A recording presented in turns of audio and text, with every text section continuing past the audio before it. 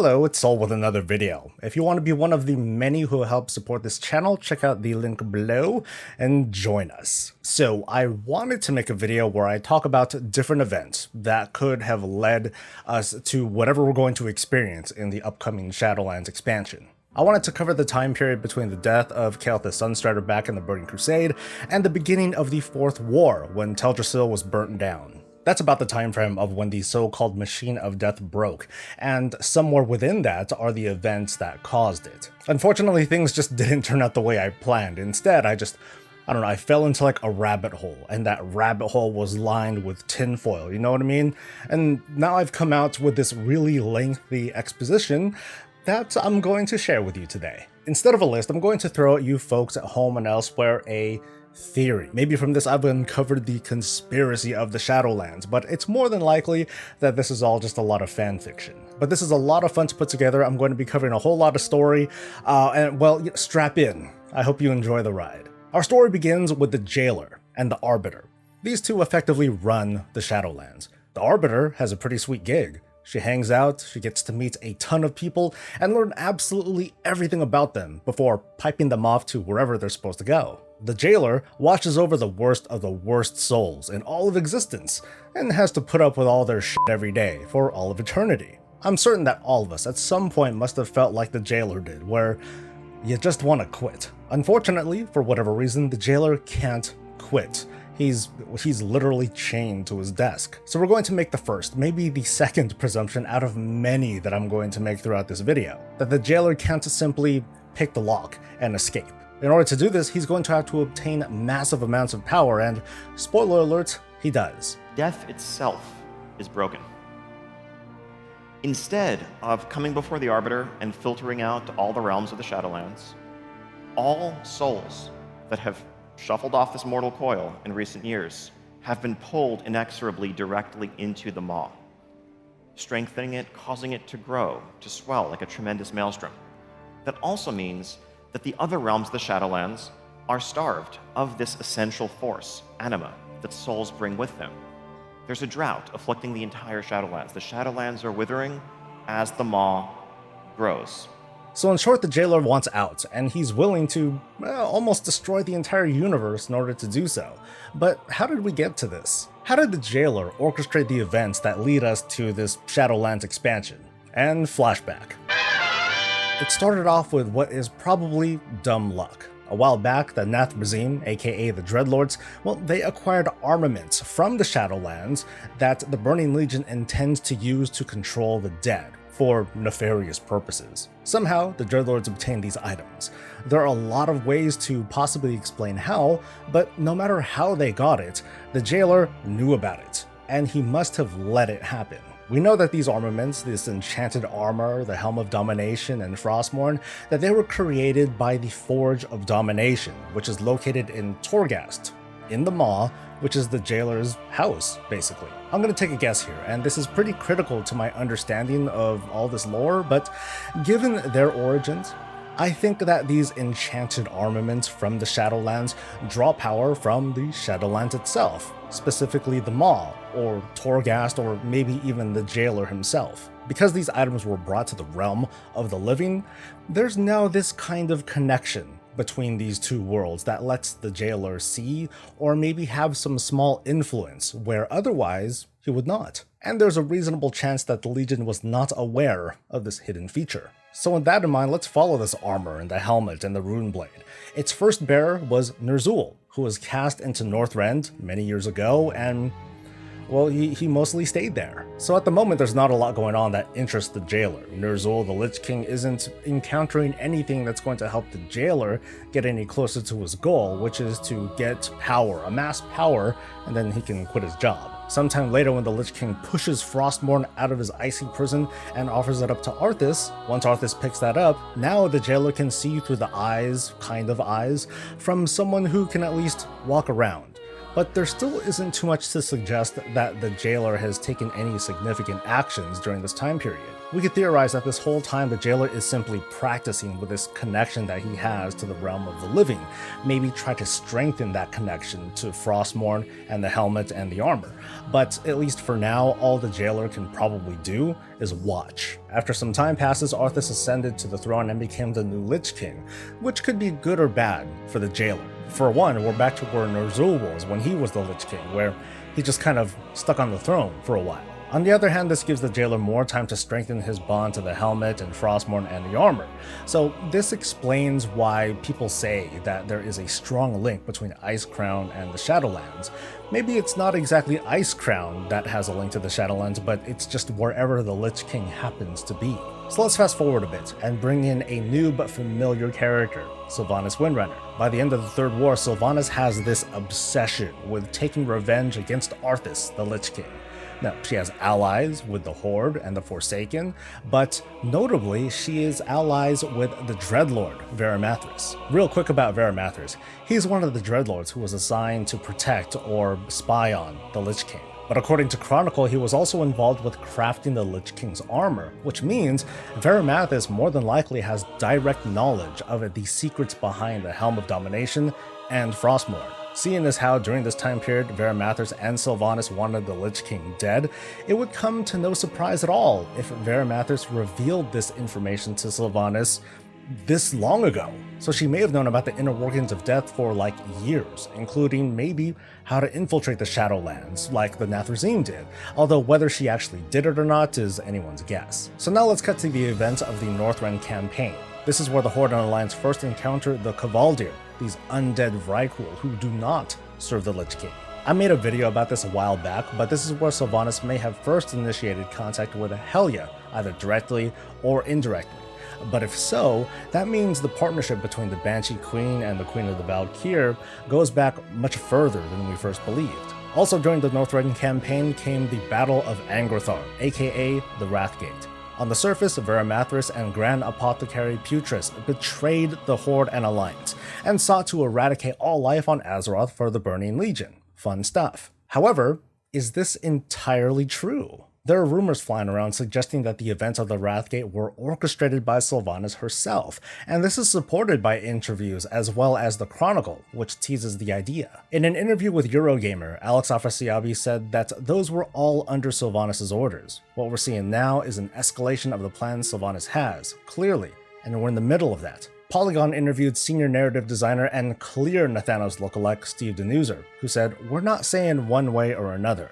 We want you to see how the story plays out in the chapters to come." Sylvanas has certainly had an interesting history, and looking back at the choices she made is something we want the players to look back and revisit. Think back to earlier when I said that Varimathras shared a lot of information about the Shadowlands to Sylvanas. At this point, he may have already outlived his usefulness, and it's just a matter of time before Sylvanas got rid of him somehow. So what if Sylvanas knew about the coup? She knew that there was going to be some sort of crazy surprise attack on the Wrathgate, and she just let it happen. It would be an interesting twist for Varimathras and Putris to think that they surprised Sylvanas with this grand betrayal and they confront her, only to see that her only real dissatisfaction is that the plague didn't end up killing the Lich King. And from there, she just laughs in their faces and escapes, runs over to the Horde, plays the victim, then they come back and retake the city. This helps to explain Varimathras' loathing of Sylvanas even years later after the champions find him on Argus. It sounds as if he regrets sharing certain information with her. Tell me, when she seized your throne of hides and bones, was your allegiance forced? No. I'd wager you surrendered it willingly, or were convinced you did. So fast forward to the fall of Arthas, the Lich King.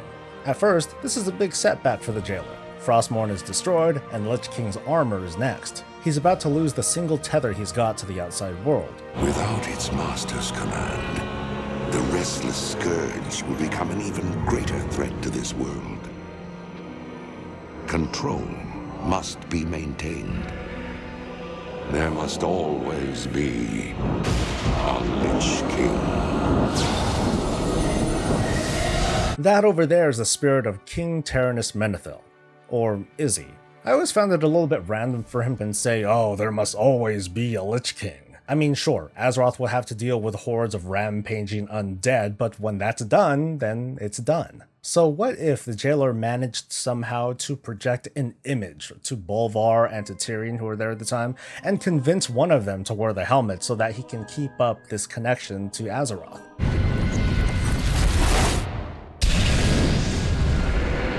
Tell them only that the Lich King is dead, and that Bolvar Dragon died with him. Yes, got him. It's just that Bolvar the Lich King, well, he's gonna be stuck there for a while. Again. But it's okay, the jailer's used to this. He's old, he's patient, and he can be patient for a little while longer.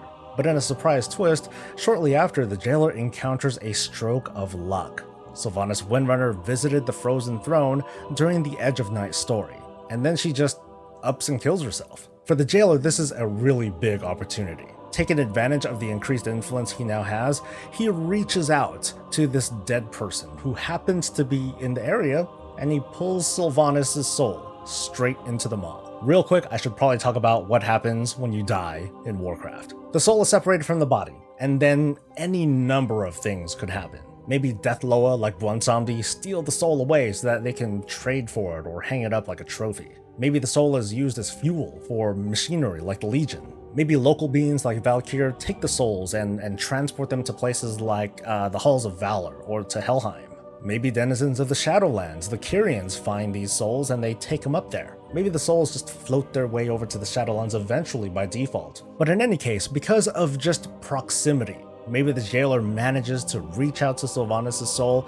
and take it for himself, completely bypassing the normal pipeline of the Shadowlands. This event could be one of many signs that the status quo of the Shadowlands is in the middle of a change. But anyway, back to Sylvanas. As far as she knows, she's been pulled to her own personal hell. But according to the Edge of Night story, Valkyr appear in front of Sylvanas to help her, to assist her, to make some sort of partnership. Many of us are familiar with the story, but now that we know what we know about Shadowlands, we have kind of a problem.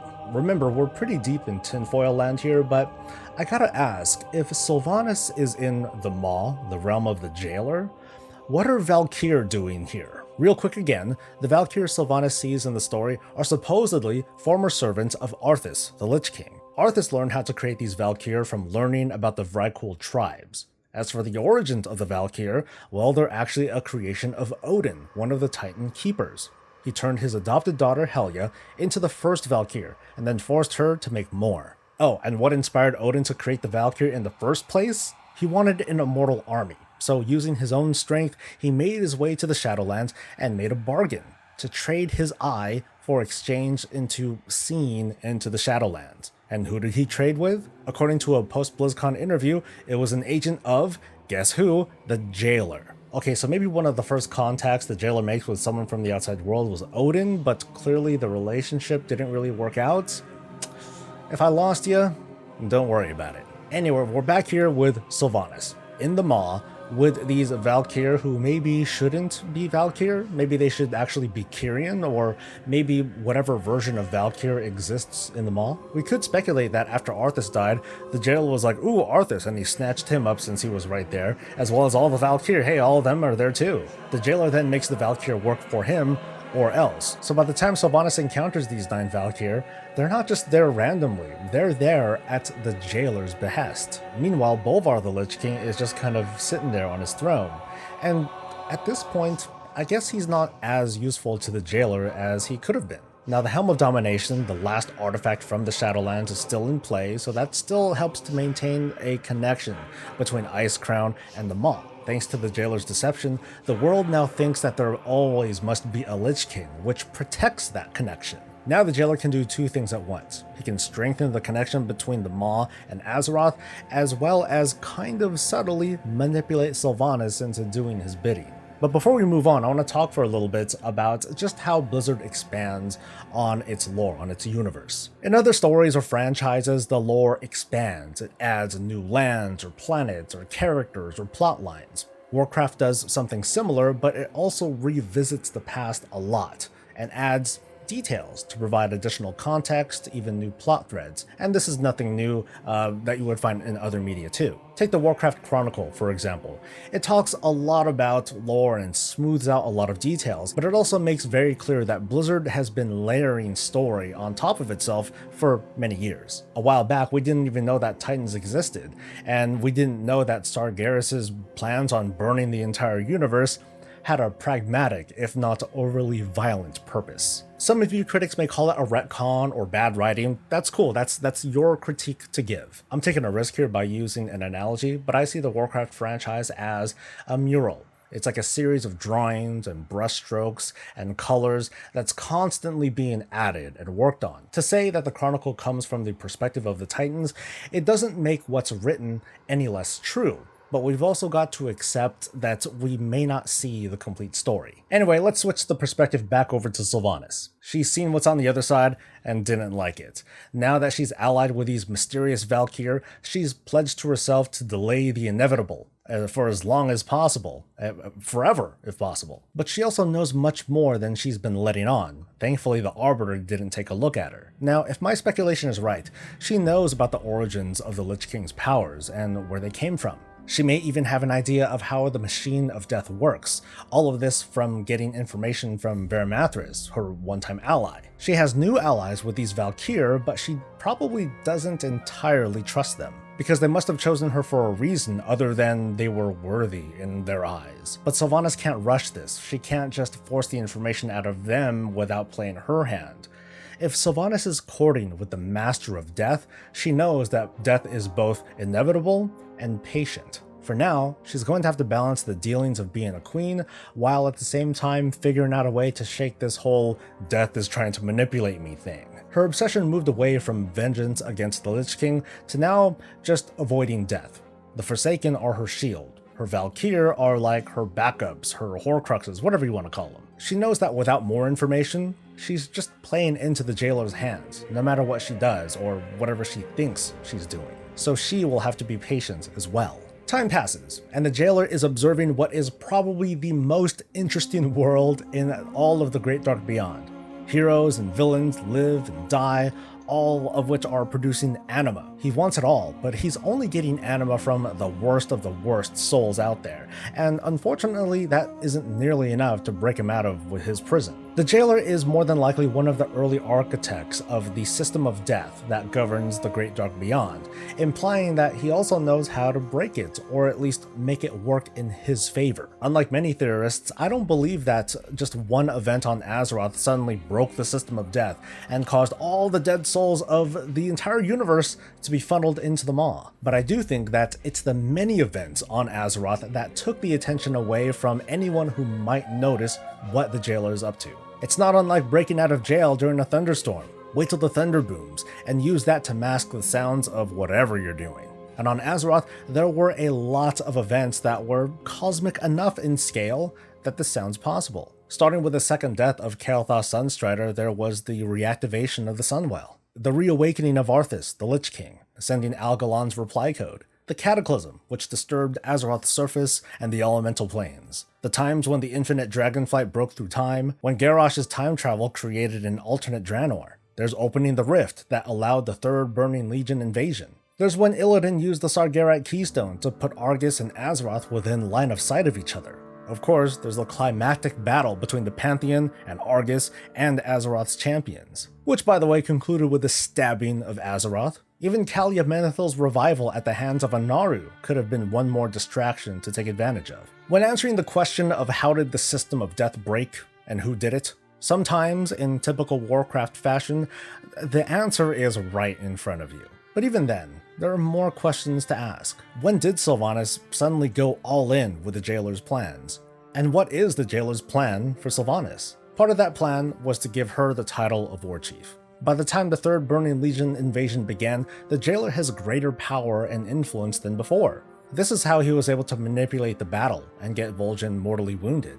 It's also likely that the Jailer manipulated Vol'jin into naming Sylvanas War Chief, and then he or his agents took Vol'jin's soul away. So by this time, we're already at a point where the Machine of Death is breaking, or it already broke. The jailer didn't have to say anything directly to Sylvanas. He's simply positioning her for future conflict, future battles, future deaths, because that will fuel the Maw and his own power. But first, there was the defense of Azeroth to take care of, so the jailer left Sylvanas to the war. The battle for Broken Shore left the Horde pretty devastated, so Sylvanas' one campaign into the Broken Isles needed to have a purpose. She led the expedition there herself, but she never let anyone know what her true intentions were, and that's because the jailer's Valkyr are probably watching her. Outwardly, she wanted to find a way to make her own Valkyr and have the ability to raise more Forsaken.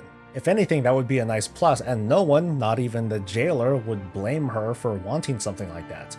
But that's just the cover. That's not the real reason she went there. She was actually there to seek out Helya, to find out more information about just why is it that the jailer was so interested in her. So for a moment, let's suspend our disbelief and say that for some reason, like if the Valkyr aren't able to follow Sylvanas into Helheim. Anyway, when Sylvanas finally gets to meet Helya, she fills her in on this possible super entity of death that might be manipulating her actions. This probably freaked Helya out because the jailer, the jailer's kind of a big deal. And maybe Helya can already see the system of death breaking down all around her, or maybe it already is broken, but there's nothing that either of them can do at this point. Not yet. Sylvanas can't leave empty-handed though, otherwise the jailer might get suspicious. So the events that we play through where Sylvanas tries to enslave Aegir, that's also just a cover. I mean, if Sylvanas actually got away with it and got her own Valkyr, that would be great, but her primary objective was already met. She sees a potential ally with Helya, who, like Sylvanas, was twisted and manipulated. But for now, once again, she's gonna have to wait. In the meantime, Helya was defeated, which was a potential setback, maybe a temporary one, and the war against the Legion escalated, giving the jailer more opportunities to disrupt the nature of the universe away from prying eyes. So why was Bolvar the Lich King left alone? Like I said earlier, Bolvar wasn't moving from Icecrown, so the jailer didn't have any interest in him. In fact, the jailer was probably happy Bolvar wasn't risking his neck on his own, because that would risk severing the connection the jailer has to Azeroth. It's around the time the Legion was defeated for the last time, when it's likely the jailer finally reaches out to Sylvanas directly, coming at her like your typical godlike villain. I'll offer you power in exchange for your service, the jailer tells Sylvanas. It's typical evil deity stuff, right? But what the jailer doesn't quite know is that Sylvanas knew about this since the beginning. She's pieced it all together. She knows the jailer's plan. The first part of the plan is to break the system of death and use it to amass anima for himself and his realm. That's been done, and it's something that no one could have prevented. The next step is for the jailer to actually leave his prison, but he needs help. If he could do this on his own, then he would have done it on his own. Instead, he needed his own champions, like Sylvanas. By recruiting loyal champions and empowering them with the anima that he's amassed, then he could assault the Shadowlands from the Maw and maybe the Arbiter herself. I'm guessing that if you loot the Arbiter, you'll probably find the keys to the jailer's cell. Knowing all this, Sylvanas decided to play along, because if it wasn't going to be her, it would be someone else. It's a pretty big, great dark beyond out there. I think Sylvanas just didn't want to let herself be used and then not get the last laugh at the end. And so, the Fourth War began. The slaughter in Teldrassil, the needless cruelty, the wasted deaths, even the obvious incompetence. Gross amounts of anima from heroes and bad guys fed them all, and Sylvanas was rewarded with more power, directly from the jailer. Enough power to crush Saurfang and even chain down the Lich King. But for all the killing that she's caused, she also did it in a way that united the world against a common enemy. It just happened to be her. Anyone else in her position could have fought a competent war, maybe even win it, but that would leave Azeroth in a possibly worse state. Maybe Sylvanas conducted the Fourth War the way she did to meet the jailer's minimum requirements to stay in his good graces, and if that was the case, it worked. So now we return to Icecrown Citadel. It's time to clean house and then join up with the jailer to help enact the next phase of his plan, and maybe kill him if she could. First though is to remove the original link between the Shadowlands and Azeroth by destroying the Helm of Domination. Granted, it turns this link into a massive rift, which is what I'm sure the jailer wanted, but with any luck, the rift can be later closed, and the link to Azeroth and the Shadowlands would be no more. This world is a prison. Yeah, this world is a prison, she says with pure contempt. But she's right. For years, Azeroth has been subtly manipulated by the jailer, and recently, it's been nothing more than a battery to tap into. But she also makes a dubious claim. And I will set us all free. I will set us free. Free from the jailer's plan, huh? Could be. So does she intend to be a hero after everything that she's done? No, probably not. I'm sure that she's as selfish as she's always been, she just doesn't want to end up as one of the inhabitants of the Maw. Her willingness to send thousands upon thousands to their death, to deal with ancient death entities, even the Master of Death, and maybe even try to take his job. That's just a sign of her obsession. So as we leave this fanfiction roller coaster, I invite you to like the video if you enjoyed yourself and to subscribe for more of this and all things Warcraft. Maybe absolutely nothing that I'm predicting will come to pass, but I think I might be onto something here. I would love to hear your thoughts on a comment below though, but otherwise, I'll see you later. Until then, stay safe, stay happy, and stay breezy.